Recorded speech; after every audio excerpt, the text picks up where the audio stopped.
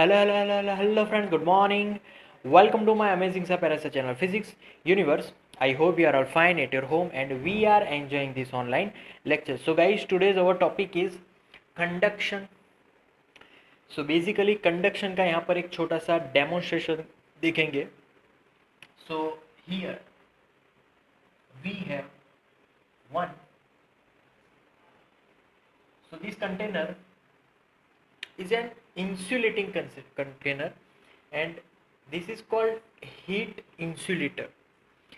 क्योंकि heat insulator मतलब कि ये कभी भी किसी हीट को बाहर से अंदर नहीं आने देगा और अंदर की हीट बाहर नहीं जाने देगा, राइट. सो यहाँ पर मैं बीच में यस लाइक दिस मैंने एक रॉड रख दी है और ये जो वॉल्स है, ये जो भी बीच में कंटेनर है लाइक दिस, ये यहाँ से कनेक्टेड है.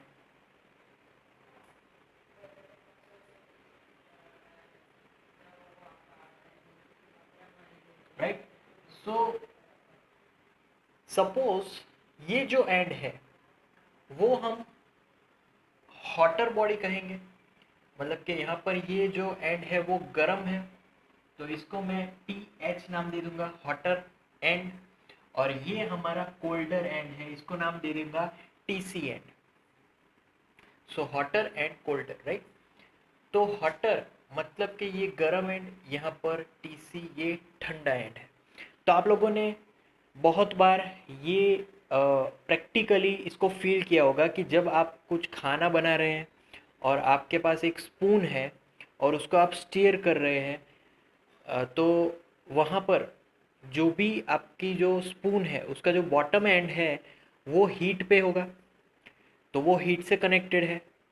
और जो अदर हैंड है वो आपके हाथ से कनेक्टेड है, वो कभी कभी आपको वहाँ पर गर्मी महसूस होगी क्योंकि दैट स्टील, क्योंकि स्पून स्टील का होगा, तो steel is a good conductor of heat. Similarly यहाँ पर हमने जो रॉड ली है वो भी एक मेटल की है और उसको मैंने एक एंड पे गर्म रिजर्वॉयर के साथ कनेक्ट किया है और एक एंड को कोल्ड रिजर्वॉयर के साथ कनेक्ट किया है. ओके. अब क्या होगा कि ये पूरा एक दूसरे के साथ जब कनेक्ट हो जाएगा तब यहाँ से कोई भी हीट एनर्जी बाहर नहीं जा सकती या फिर बाहर से कोई हीट एनर्जी अंदर नहीं आ सकती, क्योंकि these are insulating wall.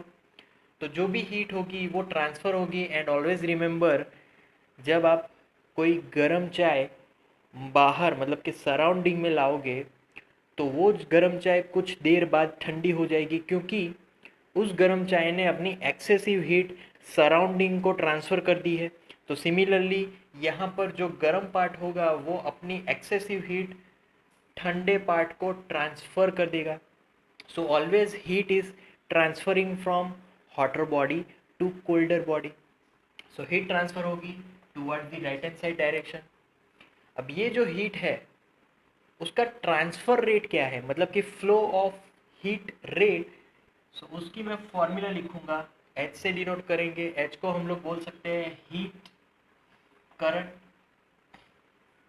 So H is equal to small k A, यहाँ पर TH minus TC upon L.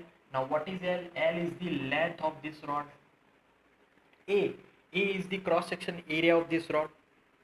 K is called proportionality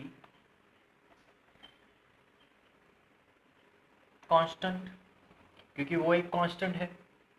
L वो तो लेंथ है. TH heat temperature, TC cold temperature. So this is how we get heat current, right. So ये heat current है वो सभी material के अलग अलग है. जैसे कि मैंने पहले भी बोला, जो पानी है वो जो हीट का फ्लो करवाएगा वो बहुत धीरे धीरे करवाएगा, क्योंकि उसको गर्म होने के लिए ज़्यादा हीट की ज़रूरत होगी. इसके ऑपोजिट, अगर हमारे समर टाइम में अगर हमारा घर कंक्रीट का बना हुआ होगा वो जल्दी गर्म हो जाएगा, क्योंकि उसकी जो हीट करंट है वो ज़्यादा होगी, तुरंत वो फ्लो हो जाएगी. सिमिलरली बर्तन में भी मैंने ये भी एग्जांपल दिया था कि बर्तनों में जो बॉटम होगी वो कॉपर की बनी होगी, क्योंकि उसमें हीट डिस्ट्रीब्यूशन बहुत ही जल्दी हो जाता है. सो जितना जल्दी हीट डिस्ट्रीब्यूशन होगा उतना ही जल्दी खाना बन जाएगा। So these are all the examples of conduction. और अगर बेसिक सा एग्जाम्पल दूँ आपको, तो आप एक मेटल की बड़ी सी रॉड लीजिए, उस रॉड को आप फ्लेम के ऊपर रखिए, तो धीरे धीरे रॉड का जो बॉटम एंड है वो फ्लेम के ऊपर है और आपने दूर से उसके अदर एंड को आपने पकड़ा हुआ है। तो धीरे धीरे वो हीट ट्रांसफ़र होती होती आपके दूसरे एंड में जाएगी जहाँ से आपने उसको कैरी किया है, तो आपको वहाँ पर गर्मी महसूस होगी। So it is the best example of conduction, right? So that's it for today guys.